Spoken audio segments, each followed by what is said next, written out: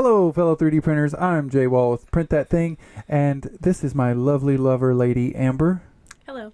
Hello, Amber. Today, Amber and I are going to be talking to you about what, Amber? We're talking about money and 3D printing. Yeah, how to make money as a 3D print designer. We will talk about how to make it with just a 3D printer, but I'm biased because I'm a designer, and we'll go ahead and that's what we're going to talk about today. So let's go ahead and go to our sponsors. Our fourth episode is brought to you by Print That Thing, a growing online community that seeks to unite the 3D print designers of the world. We offer a community-only Discord, online courses, news, and monthly inspiration challenges.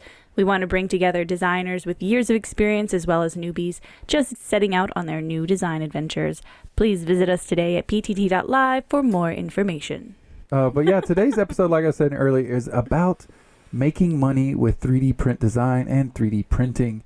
So this is not really a how-to guide. It's more of a build your plan, right? Wouldn't you say? Right. Yes. We're going to just kind of go over the things that other people have listed off on various blogs and videos and blah, blah, blahs on the internet, and just kind of go down kind of what that process actually looks like. Because most of the time on those website resources, it's just kind of do this, it's so easy, but We're going to go into kind of the breakdown of what that actually entails, because it's not easy. It's hard sometimes to make money, and we're not by any means aficionados of making money with 3D print design. No. We have made some money with 3D printing and 3D print design, so we're going to share about that. But if there's anything that we missed or that is working for you and you want to share in the comments, just let us know. But really it's about making a business strategy, wouldn't you say? Business strategy or a plan of action that might not work out, and that's okay too, because that's just part of it.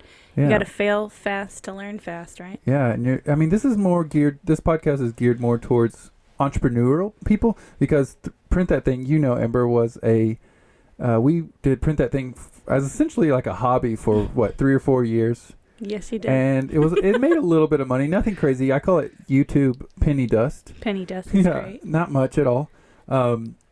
And then now we're kind of hey, let's figure out how to make money with 3D printing design, and then also teach other people along the way. So this is going to be kind of us just talking about the top things that are out there, and what we have experience with, what we haven't, and what we're going to try in the future.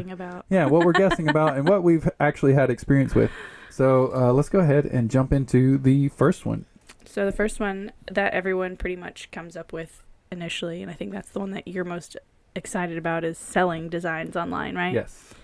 So I guess, what do you think someone would need to get started on selling your designs online? First, they need the passion, the will, and the grit to learn 3D print design. Because if you don't know how to do that, then you can't make your own designs, and you're just selling other people's designs, probably illegally. Hopefully not. Probably very illegally. Yeah, I've had many people steal my designs. I'll wake up Christmas morning, some good Samaritan will be like, "Hey, so-and-so stole your cat armor." And I'll be like, "Oh, wow, they did." So you're definitely going to run into that. Another thing you would need to know or have an interest or desire for is having something that is worth selling. Yeah, I mean, you can't just make I made a square with a circle on the side. I made a square lollipop. Yeah, you got to make. That would actually be really cool. Yeah, find something in the market that people want to buy, and would buy hundreds or even thousands of square lollipop molds. Yes, I mean, it could be molds. It could be anything. Oh, you could do the rounded points so that it doesn't hurt so much when you're. Yeah, it doesn't hurt your teeth. I don't know why I'm talking about lollipops. They're just fun to talk about. Yeah, I mean, I say if you're going to get started as a 3D print designer, learn design. Have something to sell. Have something that people actually want to buy without it being illegal, like Spider-Man's mask or Iron Man's mask. You have to have that intellectual property rights. Yes, please. We'll go into that next episode. That's next week's topic. We're going to do intellectual property because, where's the line on that? Because I like rules. No. Yes, and I don't. He doesn't. Yeah! But, and then the third thing to get started with selling your designs, I would say having a social media presence of some kind. It could be on anything. I don't know if you need a social media presence. You just need a social, an account on a social media thing to promote your shit. Yeah, and you can sell them on lots of different websites. You could sell them on your own website, which I highly recommend. Right. You could sell it on other people's sites, like My Mini Factory. I think Thingiverse even has like a pay to download option now. Oh, nice. But they probably will take a cut, you know. Yeah. And then you can have your own Etsy. I don't know if you can do digital files on Etsy. You can. I Googled it. Okay, cool. Thanks. So you can do Etsy or Gumroad, you know, and that's, I like a lot There's of people couple do. Other things. Yeah, you can get creative. Shopify. It's just going to, it does cost money up front to own your own store, and it does cost money up front to kind of get started. But some of the places actually let you run depending on, I know like Wix, you can sell like up to one item for super cheap, and then like Etsy is like up to so many. Okay, yeah. items, so getting started, you know, you may have to have some upfront but costs. they will take a big cut. Yeah. So that's what we're big advocates of having your own website. And then using the other ones as marketing. Yeah, and then using other, you know, like My Mini Factory or Thingiverse as traffic to bring into your website. You know, maybe you put some of it, but you have more like more incredible designs at your website, you know, so you can kind of make that work for you as well. Right. And a lot of that has to do with just kind of having more control over the buyer's experience. You know, building your own website, you are also not beholden to the platform that you're building your store on. Yeah, what if one of those platforms goes down? That goes down, or they hike up the price that's just ridiculous that you can't pay it every month. You have no power. Hopefully you can pay it because you're selling things on their site, but you know, it's just like the experience of YouTubers and things like that, where you build an entire brand on YouTube and then YouTube goes, by the way, we're going to lower how much money we actually pay you per ad, so bye. Sorry. Yeah, and they will, and they can. So, you know, just having a little bit more control over your business model if you are planning on selling your actual designs. And it's passive income. I mean, once you set it up, you will just it depends on how you set it up. Right. Yeah, but it has the option to be active income, which you have to do things, you know, daily, weekly for it, or you can have it where you set it and forget it almost, and you know, when someone buys your file, then they just get the file, and that's the end of it. That's true with the file element of it. Yeah, that's my favorite one. I think that's where, you know, making money with 3D printing will really excel now and into the future. And what I'm going to be focusing on more this year is just selling really cool designs that people actually want, that solve problems and can help people.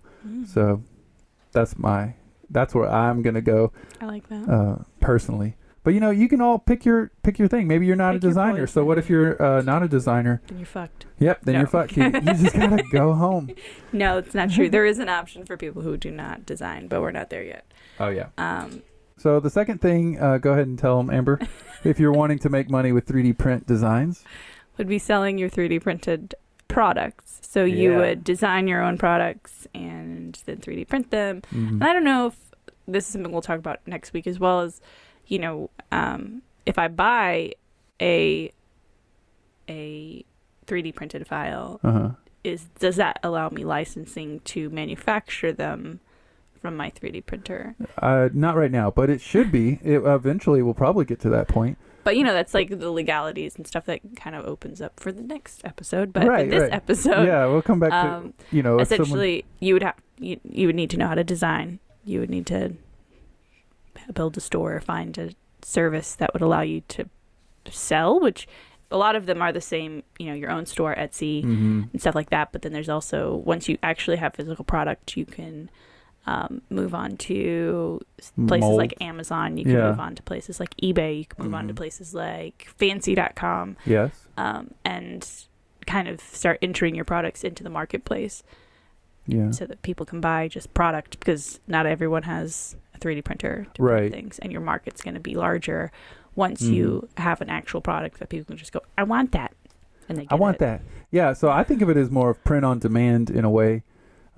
If you go print on demand. Yeah, if you go print on demand. You can do it the other way, which I've tried, is 3D printing, you know, as orders come in. And this is one of the ways that I don't really like making money. I know that you can make money, and I think this is the way most people think when they think, oh, I'm going to make money with 3D printing.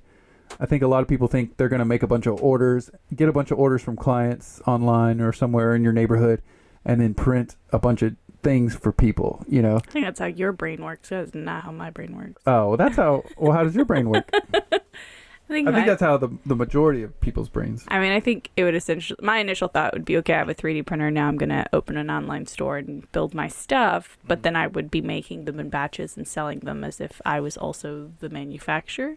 Oh, okay. I see. But that would require space to hold product. Like, it's the same as like if I was running a, I don't know. Grocery store.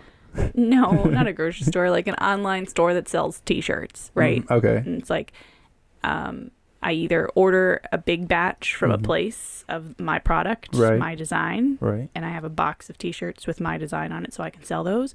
Or I would go, okay, I have 6 orders of this design and I'm the one screen printing or doing the actual manufacturing on it as they come in, right? Like, yeah, per order. Per order, yeah. Right. Yeah, so you can do a batch or you can have it in per order. But either way, the reason I don't really like it is because you have to do a lot of work plus shipping. Like, you have to babysit your printer, for 10, 11, 24 hours essentially. And, the customer may only want to spend, $10, $20. Everyone's used to Walmart prices. Yeah, but not if you're going to make a quality product. That's true. That is true. Going to be unique and solves only the problem. Accessible through your website or through a higher end place. Right. And you price the value of it higher than it costs to make it. Like, that's how e-commerce works, right? Right. It's like easier said than done. It's easier said than done, but I think the reason you don't like it is because you have to manufacture things. Yeah. You don't like the post-production process. You don't like having to clean stuff up. Yeah. You don't like the layer lines. I'm like, if you're going to sell that for $50, you can't sell that with layer lines. Right. And like, why is that? Because people have this quality. hyped up. Yeah, people have this preconceived image that 3D printing is just going to spit out something amazing and perfect, but in reality, it's not really there yet. I mean, it will be hopefully one day, but there are imperfections. There's, layer lines. There's lots of different things that come into account, and that's what I hate that. Just doing post production. Amber's like, hey, we could do this and then paint it and then sand it and then do them. I'm like, molds. I'm like, no. How about we just sell a design? That sounds way better. Yeah. Just a great design. For people who are hands-on and crafty. and they can do those things, that is a great option if you do have a 3D printer. So, like, I was looking on fancy.com and they have these cool, they're molds of people's hands doing hand gestures. Oh, cool. And they're candles. Ah. And so, like, if you can figure out how to make molds with your 3D printer, then you can make cool things out of wax or metal or whatever, Yeah, and jewelry's a good one to do this one too. Small things. So that brings us right into printing on demand, which is what I would prefer. But the only issue with printing on demand, or tell them what kind of printing on demand is. We've already kind of talked about it, but so printing on demand would essentially be I am essentially the customer. Yeah. I wouldn't be the customer. You're the customer. You call me up and go, I want that. And I go, great, I'll take that and I'll make it for you. And then I would send my file is what they're essentially buying because I would have the copyright for it. Mm-hmm. And then I would send that to a manufacturer. So places like Shapeways or Stratus's Direct or Sculptio 3D Hubs, all those kind of places that'll print something just one-offs. Mm-hmm. And then they would send that either back to me or send it to the customer directly. I know I Materialize. Actually, if you send them boxes, they'll package it in your boxes for you, which is cool. And that's something that we do with our T-shirts is we're print on demand for our T-shirts on our website. Mm-hmm. So it's easier because we don't have stock, but it also costs more. So the price for manufacturing an item is more expensive because you're not buying it technically at cost. Or in bulk. We're tacking on like, okay, well, we're dealing with the shipping process, the manufacturing process we're not necessarily dealing with, but we're overseeing it, project managing it, and customer service and then the advertising elements. So the retail space for direct print on demand is a thing. Mm-hmm. It just, you also kind of become beholden to whoever your manufacturing service is. Right. Like, so, what if you're working with Shapeways and then all of a sudden they hike their prices up on shipping, which they did just last week. They increased it $2. So, that could totally throw off your business model. Actually lose some cash. Yeah. So, and not only that is time. Mm-hmm. Time, that's one thing that I'm not really... It gets busy. Yeah. I mean, everybody's using these same few companies,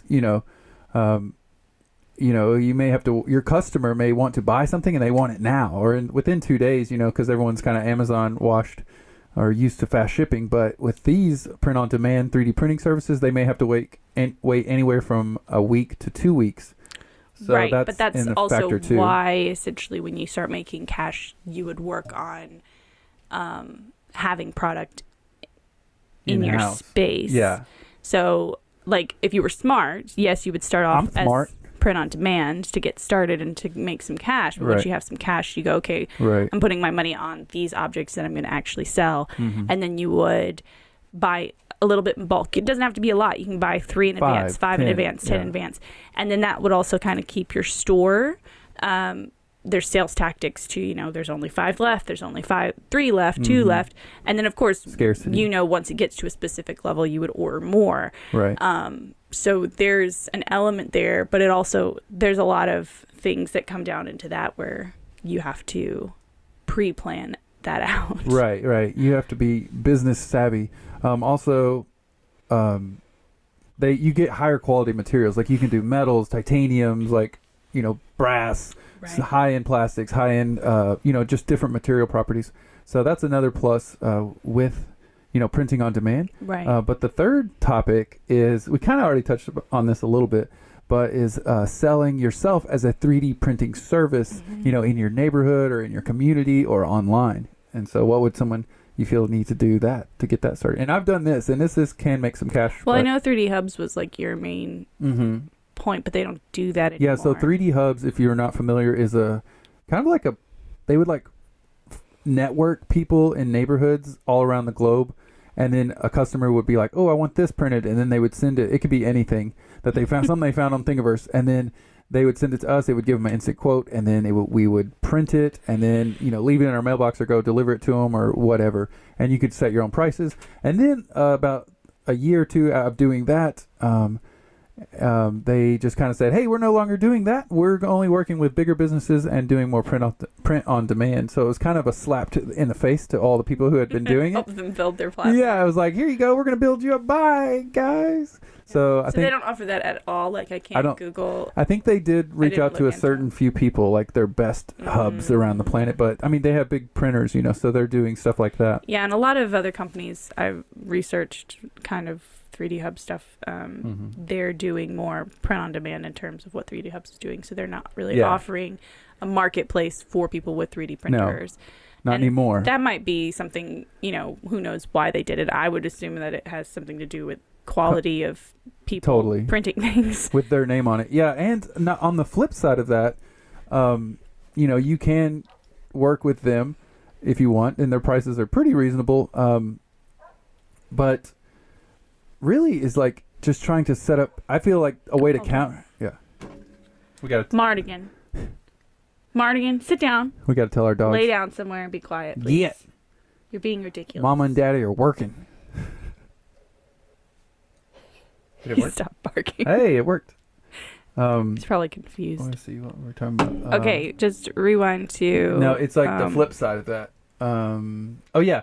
So the flip side to something like 3D Hubs is to, again, build your own website and offer those, maybe write a blog about it.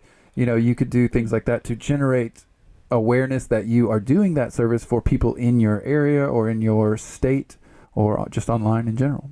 Right. So you would just be... That would essentially be your service that you're offering. So instead of doing video production services, you would be doing 3D printing services. Yeah, video for us. That's also what we do. That seems like you would need a lot of 3D printers to actually do that, though, right? Yeah, to actually make a livable wage. I mean, I would 3D print things on the side with 3D Hubs and make a couple extra $100. Right. But I had my printers going all the time. Yeah, all the time, and I had multiple printers, but it really didn't make a livable income. And that's what I want to teach or learn how to do, and also teach people how to do, is how to make a livable income with 3D print design, right, 5, 6, 7 figures with 3D print design. And then so all in all, that one, I think you can do it, and it's worth a good try, and you learn a lot about 3D printing. But if you're not charging somewhere between $70 to $100 starting, then it's like kind of a waste of time. It's Right. energy. Then You're people doing. are also like, Yeah, they have high why am I expectations. paying you $75 for A piece a of little part. plastic? Yeah, why am I paying $75 for this little piece of plastic? And it's like, well, they don't understand what they're really asking. So It's also eating up your time. So totally an for like object will $5. cost 26 hours to print, Right. and then you're essentially losing sleep because Right. you can't really go to sleep. Or you just want to make sure it works. And but on the other side of that, there's some clients that I've had that are just amazing. Like I would just be kind of sitting around, and then I would get a text from my client, and he would be a repeat client, and he would be like, hey, I need some more of those parts that I do, because he would sell them on his website for like racing cars or something like that. So he had this little custom product, and I would make like a batch of 12 or 24 of them, and then he would just sign me a check, and it was something really easy, really fast, and Right. So he understood that it took time. So there are those clients. You too. want to find the clients that essentially are long term, not necessarily people who just want one offs. Because the ones from the experiences that you've had and I've helped you kind of navigate. Right. Like, it seems like the people who want one-offs, they don't really understand the purpose of 3D printing. Like, the client that you're talking about, he understands because he's selling something else with that product. Right. He's an within entrepreneur so himself. He understands, okay, I know I can pay this guy X amount of dollars, and these objects are going into a bigger package that I will make him charge. Right. Like, More. all I have to do is sell half of the thing I'm selling. Exactly. So it's like to pay for these extra parts for the next 6 parts. So it makes sense. You want to work with people who are entrepreneurial, that understand the importance of paying for the service. Yeah, I mean, it is a job. So, if you're out there and you're like, I'm going to 3D print things for people for $10, please don't do that. Please just think of another business model. I mean, you can do it totally, but you're just going to burn. Yeah, you're going to burn out pretty quick. Your gear, you have to think about your gear too. Is your gear is going to be being used if it breaks, all the time, and it's like, well, what happens if one goes down? Well, not just one, but like if you're only charging $10 per object, like what are the chances of you being able to replace that part? Right. So just things to think about. Let's go ahead and jump into number 4, which is one of my favorites, is working as a designer for hire. And this is the one I think is the most lucrative if you can find the right clientele and people who respect the craft and are willing to pay what it can cost. Right. So in the same vein of what we were just discussing, like finding designer for hire gigs are cool, because I feel like you enjoy doing it because you get to wow people every time. Yeah, I like working one-on-one with a client. Like it's kind of like film. We have a film background, but it's like getting a problem from a client and then creating the solution with 3D printing and then showing it to them in a very cool way, and they're just like mind blows, and that's just like an addictive feeling. Plus they're paying for that that object. It's a symbiotic co-creation process. Yes, because exactly. If you think about it, the person that's hiring you is hiring you because they don't understand how to do it themselves. So then they're actually handing you an idea that they want you to make come to life. You experience the process of bringing something to life that wasn't in existence. It's a superpower. And then you hand it over to them, and then they go, oh my God, the thing that I dreamt about is here. It's here. Oh my gosh. And then, and there's, pros and cons of working with that. Is like, what I've experienced is that there are clients out there that will pay for this type of service, but usually they're expecting a much lower price. And so sometimes it can like sticker shock them. But those are the one-off clients. Yeah. So, a story. We had a client reach out to us that wanted like a one-off of their little dog paw, like something essentially like a custom cast for their dog, and they just wanted one, But we quoted them thousands of dollars, and they were just like, "Oh my gosh, like no," because they're looking at Amazon or some Pets R Us website where they can get a dog cast for $12. But on the flips, so, that person was like, heck no, like, you guys are freaking crazy. And then on the flip side, I've had people message me from other states that are like, hey, I have this great idea. I want to mass market it. I want to produce it. They're more entrepreneurial minded, and I feel like those types of clients are more willing to pay thousands of dollars for an idea because they know that they're going to make a return on that idea. Right. And it's also just the basic economics of life. building something. Yeah. It's not an impulse purchase. They're thinking long Right. term. So you want long term Yeah. clientele to help you with that kind of stuff Mhm. for sure. Yeah. So I would recommend, reaching out to entrepreneurial minded clubs or people or Facebook groups in your area. That could be a way to generate, that type of client who thinks like that. Or just make up the products yourself, like I'm going to be doing, and sell them online, online, and just make cash that way too. So, you don't have to sit around and wait for someone to have a great idea to want to pay you thousands of dollars to do it. You could just create an idea for free and then, put it up on certain websites or your own website to make a return. Right. I think that's great. Yeah. And then our fifth one, which is pretty tricky, and you do have to have some kind of expertise behind you a little bit, is building educational materials. Right. So like, Yes. there's multiple ways to do educational materials. I know, Jason, you did pretty much all of them that I can think of. Mm-hmm. YouTube content, which I know a lot of 3D printers in the YouTube space. They offer a lot of free tutorials and Mm-hmm. things like that. And then hopefully they're selling something in addition, or they're offering Patreon, or they're figuring out a way to get paid for their production of those materials. Right, because it is very labor intensive to make materials. Right. It is fun, but takes up a lot of time. Yeah, YouTube has definitely opened up the space for video production on a level that no one really saw coming. But, Right. YouTube content is one thing, and yes, you can make money, but now, like I said before, you're beholden to YouTube's algorithm, And and their you're platform. beholden to their policies. So Mhm. if you're really only making a YouTube channel to make penny dust, probably not worth it. Yeah. Especially not in the beginning. Right. And you're going to have to know that, like right now, I think it's 1,000. You need to have 1,000 just to monetize now. Yes. And 1,000 subscribers. Yeah. And if you're looking for to make money with I'm going to have a viral video and make a ton of cash, that's not really even realistic either. Right. 1 million views is roughly $1,000 maybe for that 1 month. Maybe. So if it's not going viral every single month, and it's just probably not going to happen. So. Right. And that's the algorithm of YouTube is Mhm. the more subscribers you have, the more you're going to be watched on the regular. It's just And that's changing too. Yeah. ratings on television. Yeah. So, yeah. but anyway, that's YouTube. Yeah. And So then, that's one. Yeah. Don't bank on YouTube being your source. I kind of did it when I first unless you have started. something to sell. Yes, and if you do start a YouTube, and I think anyone out there who has something to share, which we all do, and you want to do 3D printing or 3D print design, please do it. That would be amazing, and we want you to do it. But please, offer something to sell. It could be a digital PDF. Yeah, have something to sell, and we keep whispering. Yeah, it's because that way you will. I mean, maybe you only have 10 subscribers in the beginning. One of those subscribers might buy your model. They might buy your book. They might buy your training services. They may hire you to make something for them. So, you don't have to, let the YouTube content work for you of what you're trying to do, not just trying to make penny dust off of YouTube. Right. Mardigan, lay down, please. You're being a terrible, terrible dog. Get off the shed. Lay down. We have our dogs in Ow. our tiny house back there, and they are Thank you. sad that they're not in here with us.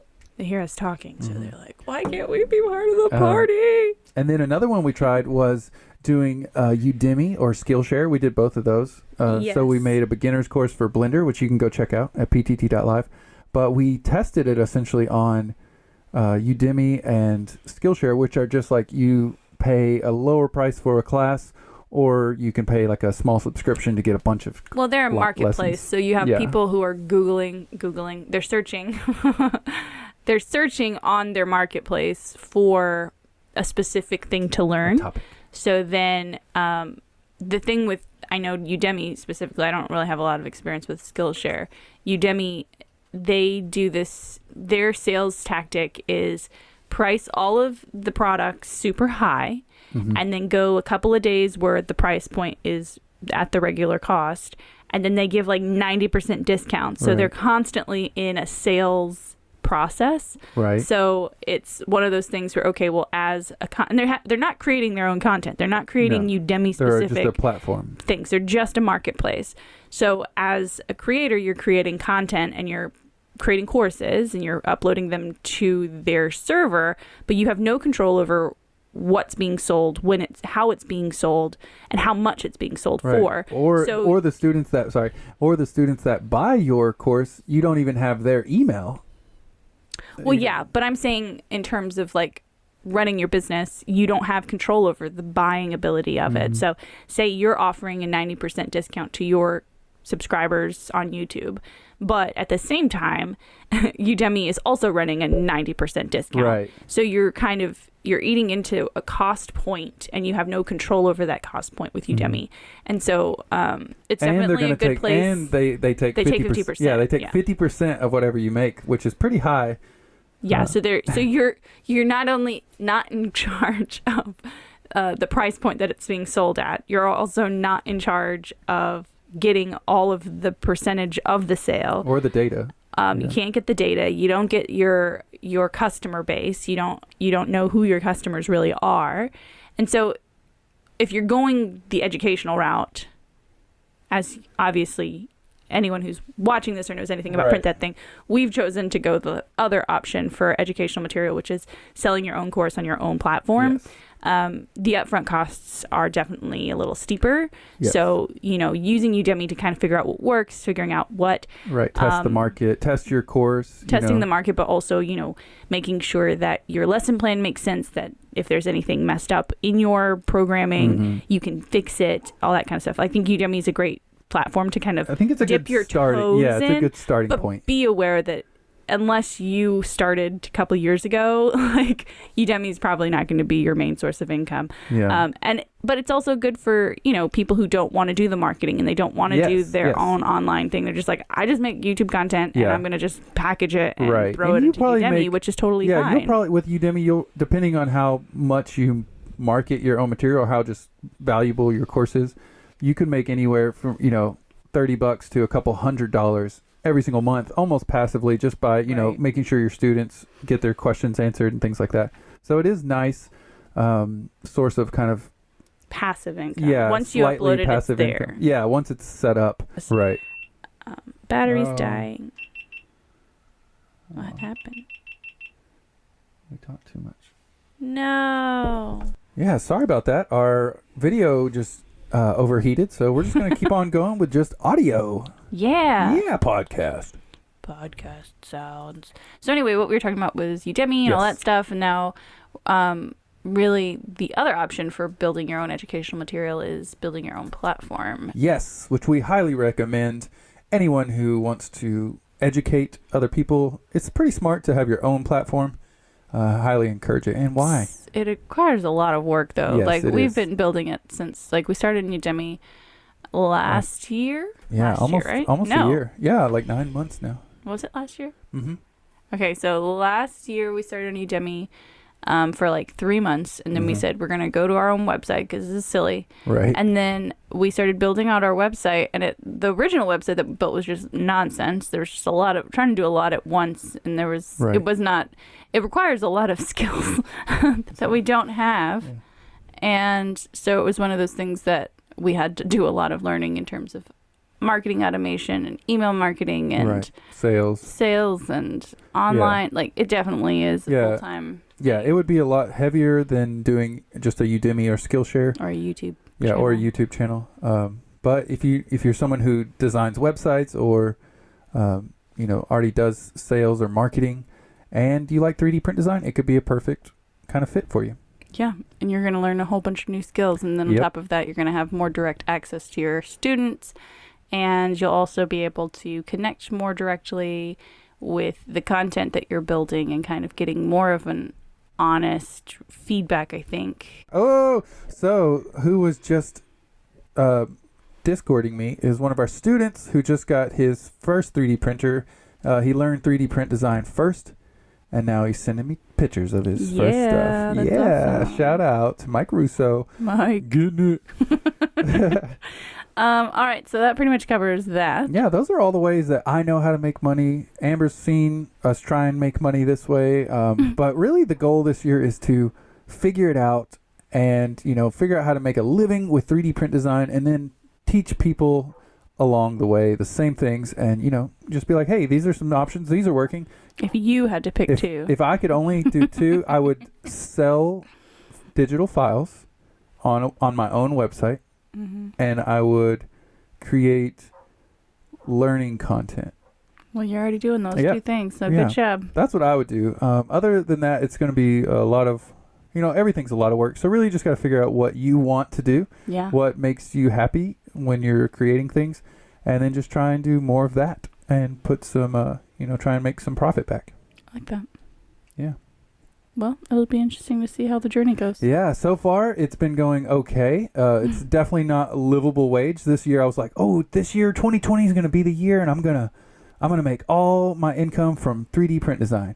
And we're 3 months in, 2.5 months in, and I'm like, okay, maybe we got to make some additional money from other places because it is a tricky market, Well, it's also something that we're learning as we go. It's not necessarily like we purchased a business plan to follow. Right. It's kind of uncharted territory. So if anyone wants to come along, come on, we're going. Yeah, here we go.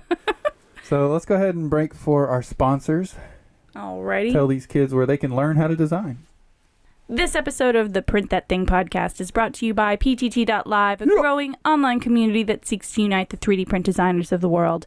As a thank you for tuning in this far into the podcast, we'd like to offer our listeners a 50% discount code for any of our online courses. Use promo code PODCASTLOVE, all one word, at checkout. Yeah, thank you, Amber. That was beautiful. So yeah, go check it out if you want to learn design. We just changed the style of the courses where now you can get all of our courses and future courses for $9.99 a month. So that's pretty good. Amazing deal. We're going to have tips and tools coming out. We're also listening to y'all to know what y'all want to learn to design. So go check that out if you are interested. And use that promo code so you get 50% off. But yeah, so thanks for listening in, everybody. And we will see you next week. Next week, what are we talking about, Amber? Next week, we'll be talking about printing and legalities. Yes. What does that look like? What does copyright look like? Intellectual property. IP look like? Yes. What is that? Why is it something that hasn't really been discussed? Yeah. And on top of that, what are things that we're all doing that probably isn't going to be legal in 5 to 10 years? Let's talk about it. Let's talk about these topics. Who is Disney going to sue next? Things like that. Right. And what kind of designs can you make and what designs can't you make? Right. So let's talk about it. Who's the gatekeeper? It'll be interesting. Yeah, that'll be airing on March 18th. Yep. So see you, or we'll hear y'all there. In the meanwhile, go ahead and go to podcast.ptt.live and give us your ideas of what you think would make money and how to make money in 3D printing. What works, what doesn't, what are things that you've tried, what are things that you are successful at, failed at, and just didn't work for you. What were you selling? We really want to know because this is kind of a community conversation. Kind of, yeah. And we could also, it would be great to have people on interviews. I wouldn't mind. I want to be looking for some designers who are making, maybe 6, 7, 8 figures with 3D print design, and we'll have them on the show. Yeah, and you can comment on podcast.ptt.live. There's a whole little commenty section. There's also an option to leave us a voice message. Yes, somebody do that. Yell at us about how incorrect we are or how useless this information is, please do it. Yes. Please do it. We want to hear angry voices. We also would love to hear people who are legitimately we make money all the time and you guys are just idiots. That'd be great too. Yeah, sure. That would be very welcome. So, everybody feel free to, keep creating, and we'll see y'all on the next episode. Next Wednesday, here we come.